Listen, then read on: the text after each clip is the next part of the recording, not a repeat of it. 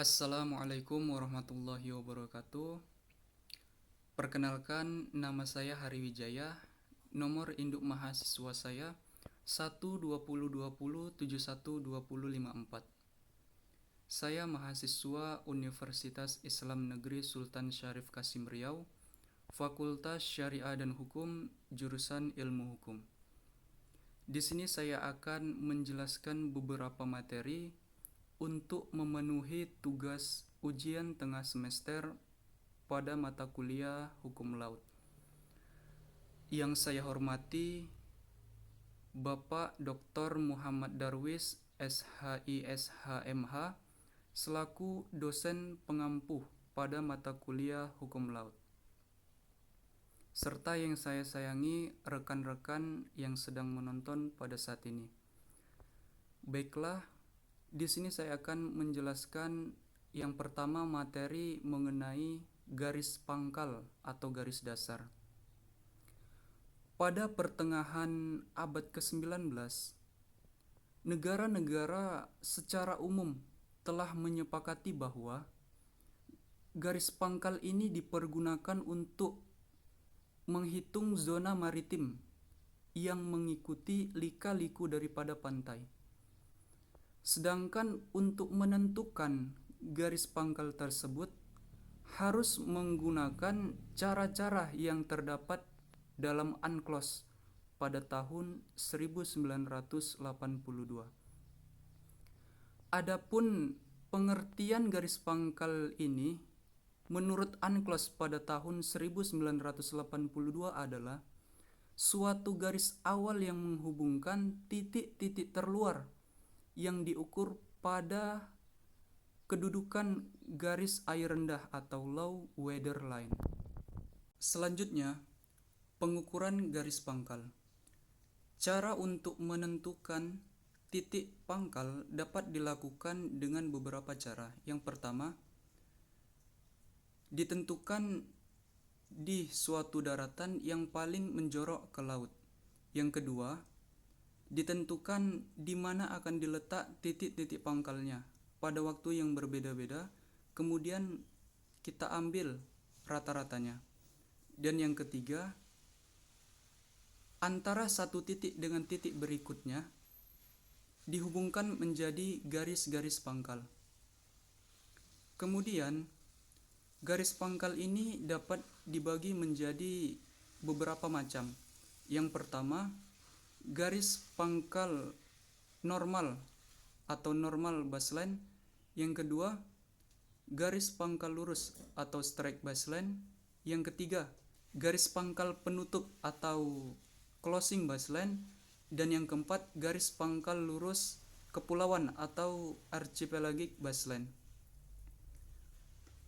Kemudian, bagaimana aturan tentang titik pangkal yang ada di Indonesia? Peraturan mengenai titik pangkal diatur dalam Peraturan Pemerintah Republik Indonesia Nomor 38 Tahun 2002 tentang Daftar Koordinat Geografis Titik-titik Pangkal Kepulauan Indonesia. Materi selanjutnya yang kedua adalah tentang perairan pedalaman. Membahas mengenai perairan pedalaman memiliki definisi. Perairan pedalaman adalah perairan yang ditutup oleh garis dasar penutup teluk, muara, pelabuhan, dan garis-garis dasar yang menutup lekukan di pantai sampai 100 mil dan maksimum 125 mil. Kemudian, perairan pedalaman ini letaknya ke arah dalam dari garis batas pengukur laut teritorial dan pengukur zona-zona maritim. Perairan pedalaman ini terbagi menjadi beberapa macam. Yang pertama yaitu teluk, yang kedua sungai, yang ketiga kanal, yang keempat muara, dan yang kelima pelabuhan. Kemudian perairan pedalaman ini memiliki prinsip bahwa kapal-kapal yang masuk atau yang datang memiliki hak untuk masuk, sedangkan kedaulatan dimiliki oleh negara pantai yang bersangkutan. Dalam prakteknya, hak untuk masuk dan keluar pelabuhan dapat dilakukan berdasarkan perjanjian bilateral antara negara pantai dan negara bendera yang bersangkutan. Hal ini dijelaskan dalam Konvensi tentang Pelabuhan pada tahun 1923. Selanjutnya, materi yang ketiga yaitu tentang laut teritorial. Laut teritorial adalah perairan selebar 12 mil laut yang diukur dari garis pangkal kepulauan yang mengelilingi kepulauan Indonesia. Laut teritorial ini memiliki kedaulatan penuh atas wilayah laut, dasar laut, wilayah udara, serta seluruh kekayaan alam yang terkandung di dalamnya. Bagaimana cara mengukur laut teritorial ini? Di sini UNCLOS dan Undang-Undang Nomor 6 Tahun 1996 memberikan pengecualian terhadap wilayah laut yang memiliki pantai dan saling berhadapan antara dua negara.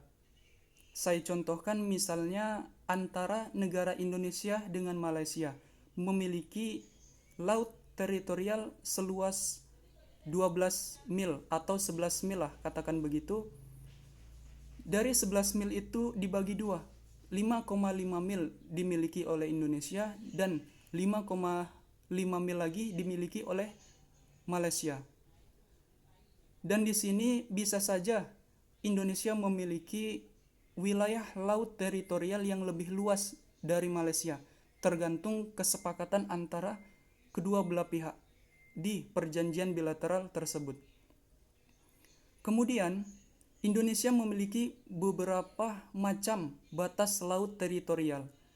Yang pertama, batas laut teritorial antara Indonesia dengan Malaysia.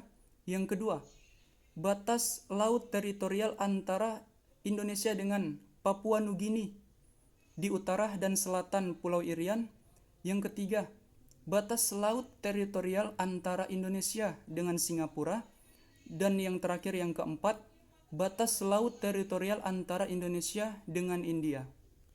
Selanjutnya, materi yang keempat yaitu tentang zona tambahan.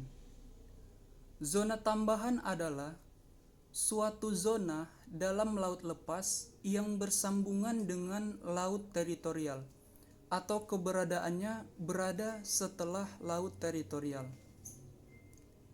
Bagaimana cara mengukur zona tambahan tersebut?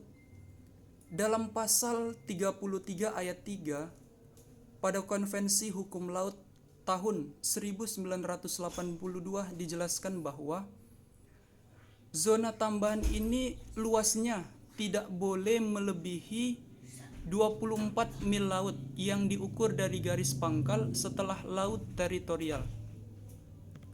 Jika laut teritorial luasnya 12 mil laut setelah garis pangkal, maka zona tambahan memiliki luas 12 mil laut sama seperti laut teritorial. Kemudian, bagaimana aturan hukum mengenai zona tambahan ini di Indonesia? Aturan hukum mengenai zona tambahan di Indonesia diatur dalam Undang-Undang Nomor 43 Tahun 2008. Di situ dijelaskan bahwa zona tambahan adalah suatu zona yang luasnya tidak boleh melebihi 24 mil laut yang diukur dari garis pangkal setelah laut teritorial. Selanjutnya, pada materi yang kelima yaitu tentang zona ekonomi eksklusif atau ZEE. Berdasarkan pasal 7 ayat 2 huruf B Undang-Undang Nomor 32 Tahun 2014 tentang kelautan atau Undang-Undang Kelautan, di situ dijelaskan bahwa zona ekonomi eksklusif atau ZEE adalah suatu area luar yang berdampingan dengan laut teritorial dengan batas terluarnya atau dengan luas wilayahnya yaitu sekitar kurang lebih 200 mil laut yang diukur dari garis pangkal sebagaimana laut teritorial itu diukur. Adapun fungsi dari zona ekonomi eksklusif itu ada beberapa macam. Yang pertama, dengan diberlakukannya zona ekonomi eksklusif, maka seluruh kekayaan alam yang terkandung dalam zona tersebut adalah milik negara. Yang kedua, masyarakat yang tinggal atau berada dalam wilayah zona ekonomi eksklusif diizinkan untuk mencari mata pencaharian untuk memenuhi kebutuhan hidupnya. Tapi dengan syarat harus tunduk kepada peraturan perundang-undangan yang berlaku.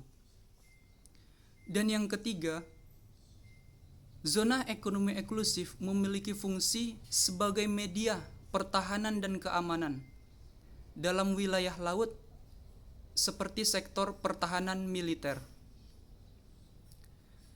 Kemudian, bagaimana aturan hukum yang mengatur mengenai zona ekonomi eksklusif di Indonesia? Aturan hukum mengenai zona ekonomi eksklusif diatur dalam Undang-Undang Nomor 5 Tahun 1983. Dalam undang-undang tersebut diatur mengenai pengaturan zona ekonomi eksklusif di Indonesia. Baiklah, sekian penjelasan dari saya. Kurang dan lebihnya saya mohon maaf. Yang benar datangnya dari Allah dan yang salah datangnya dari diri saya sendiri. Wallahul muwaffiq ila aqwamit thoriq.